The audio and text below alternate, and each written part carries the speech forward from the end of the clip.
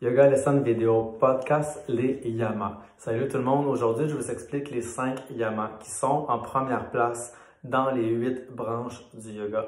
Vous vous rappelez, je vous ai parlé des postures asana, de la respiration pranayama, de la méditation dhyana. Aujourd'hui je vous parle des yamas. Les yamas, c'est des règles de conduite, c'est un code de conduite, des observances par rapport aux autres, par rapport à la société. Mais vous allez voir aussi, ça s'applique beaucoup par rapport à soi-même. Les yamas, c'est aussi la première étape, pas juste dans les 8 branches du yoga, mais dans la réalisation du soi, qui, je vous le rappelle, le but du yoga, c'est l'union, c'est la maîtrise du mental, donc d'arrêter de laisser nos pensées nous envahir et décider de nos émotions, mais plutôt nous de contrôler nos pensées, donc contrôler nos émotions, puis ce qui se passe dans notre vie ensuite, comment on réagit à ce qui se passe dans nos vies. Donc, la maîtrise du mental, qui en général, un mental normal va être dispersé, va être soumis aux souffrances, va être soumis à tout notre stress, au désir aussi. Donc, d'atteindre cet état d'union. Donc, premier yama numéro 1, la non-violence. Bon, ça peut sembler évident ou ça peut sembler simple, mais la non-violence, c'est pas juste de pas frapper quelqu'un, c'est de traiter tout être vivant avec respect, avec compassion, avec amour. Donc, les humains, les animaux, la planète, l'environnement, puis soi-même aussi. C'est pas juste envers les autres, mais envers soi-même. Donc, quand on dit « je suis pas capable, je suis pas bon, je réussirai pas », quand on n'a pas de confiance en soi, etc., mais on se met nous-mêmes des bâtons dans les roues, on s'empêche d'être la meilleure version de soi-même. Fait que c'est de s'aimer, puis de se donner le droit à quelque chose. Donc, prenons conscience de tous nos faits, de tous nos gestes, de toutes nos paroles. Prenons conscience de comment ça affecte les autres, comment ça affecte la planète, comment ça nous affecte nous-mêmes aussi. Numéro 2, la vérité, qui peut paraître évident encore une fois, mais dire la vérité, mais aussi être honnête dans tout ce qu'on dit, dans tout ce qu'on fait, dans nos faits et gestes, d'être vrai envers les autres, puis envers soi-même. D'être honnête envers soi-même. Si ça ne te tente pas de faire quelque chose ou ça ne te tente pas de parler à quelqu'un, tu n'es pas obligé. Fait que d'être honnête, de dire la vérité, premièrement, c'est tellement plus agréable de faire quelque chose qu'on a envie de faire.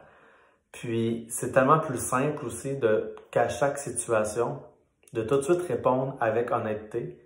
Comme ça, tu n'accumules rien, puis tu n'as rien à régler plus tard, où il n'y a pas personne qui te revient que, tu sais, non, tu es honnête, tu es toi-même, tu es vrai. Puis tu restes dans le moment présent, puis tu gardes.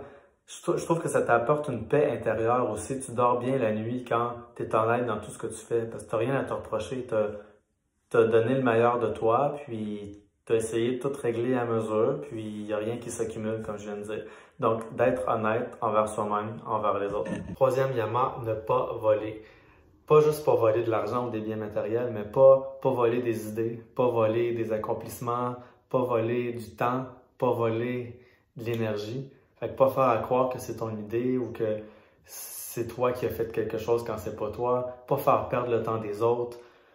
Pas voler l'énergie des autres. C'est une grosse prise de conscience des fois parce que ceux qui sont comme ça ne rendent pas nécessairement compte, mais essayons de faire attention avec comment est-ce qu'on gère notre temps, puis comment est-ce que ça peut affecter les autres, puis qu'est-ce qui est à nous, c'est à nous, mais partageons-le. Puis qu'est-ce qui n'est pas à nous? Ben c'est pas à nous, that's it, reviens-en. Next. Numéro 4, le non-excès ou la modération. Savoir quand c'est assez. Savoir se contrôler, savoir contrôler nos sens, savoir utiliser notre énergie avec sagesse. Quand on tombe dans l'excès, c'est jamais positif, c'est toujours négatif. Si tu manges trop, tu sais ce qui va arriver. Si tu bois trop d'alcool, tu sais ce qui va arriver. Fait que c'est bon pour tout. Si tu fais trop de sport, tu vas te blesser, tu vas être épuisé. Donc physiquement, mentalement, puis peu importe le plaisir de la vie, il y a toujours un côté excessif, puis quand on tombe dans l'excès, c'est jamais positif. Donc le non-excès, la modération. Donc prenons conscience quand on fait quelque chose qu'on aime ou qui nous fait du bien, même si ça fait pas vraiment du bien, prenons conscience quand c'est assez. Puis savoir s'arrêter, puis savoir apprécier le moment qu'on a eu, puis de savoir s'arrêter avant qu'il soit trop tard, puis que la vie fasse qu'elle nous arrête elle-même. Et finalement, le 5e yama en numéro 5, la non-possessivité. Le lâcher-prise, le détachement, let it go, let it be. Rien n'est permanent dans la vie, tout est temporaire. Rien nous appartient vraiment. Fait qu'apprécions qu'est-ce qu'on a en ce moment, puis le jour où ça s'en va, simplement laisser aller. C'est une grosse pratique à apprendre. C'est moi, personnellement, c'est ce que j'ai le plus travaillé. C'est peut-être 2 dernières années dans ma vie. Mais c'est vrai, quand on apprend à vivre dans le moment présent, puis à apprécier ce qu'on a, puis à laisser aller, les choses arrivent, les choses partent. Rien ne nous appartient vraiment. C'est comme les émotions. On est heureux, on est triste, on est fâché, on est joyeux. Ça fait juste passer, les émotions. La vie ne fait que passer. Puis c'est comment tu vas réagir à la vie qui va faire si tu vas être heureux ou non, ou si tu vas t'adapter ou non. Puis si tu essaies de toujours tout contrôler, puis que ce soit toujours à ta façon, comme que toi tu veux, au moment que tu veux, ben tu vas souvent être déçu. Fait que arrêtons d'avoir plein d'attentes.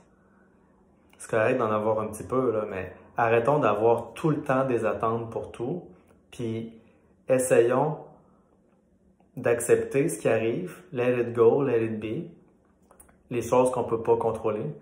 Puis aussi, c'est correct d'avoir un plan, mais on le sait, dans la vie, on a un plan, on va quelque part, puis il y a quelque chose qui arrive, puis il faut s'adapter. Fait qu'adaptons-nous, sachons nous adapter, puis sachons être correct avec ça.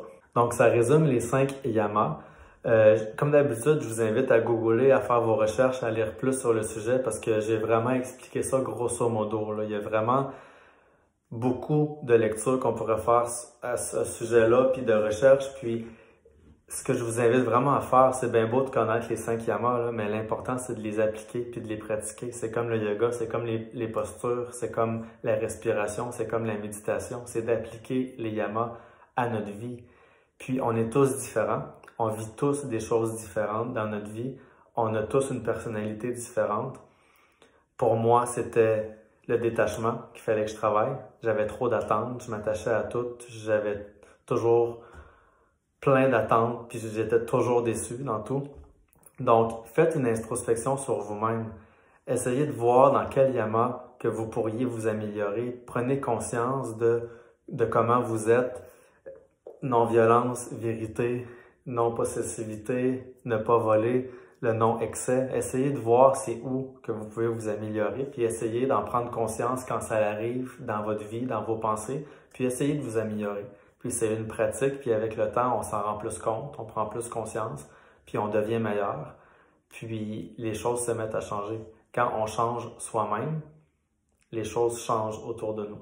Fait que bonne introspection, puis je vous invite comme d'habitude à m'écrire si vous avez des commentaires ou des suggestions sur qu'est-ce que je viens de parler. Puis si vous avez d'autres exemples ou si vous voulez d'autres exemples, parce que c'est pas évident au début à comment appliquer les yamas à notre vie de tous les jours. Donc je vous laisse là-dessus, puis prochain podcast, les 5 niyamas qui seront les règles de conduite par rapport à soi-même. À bientôt, merci.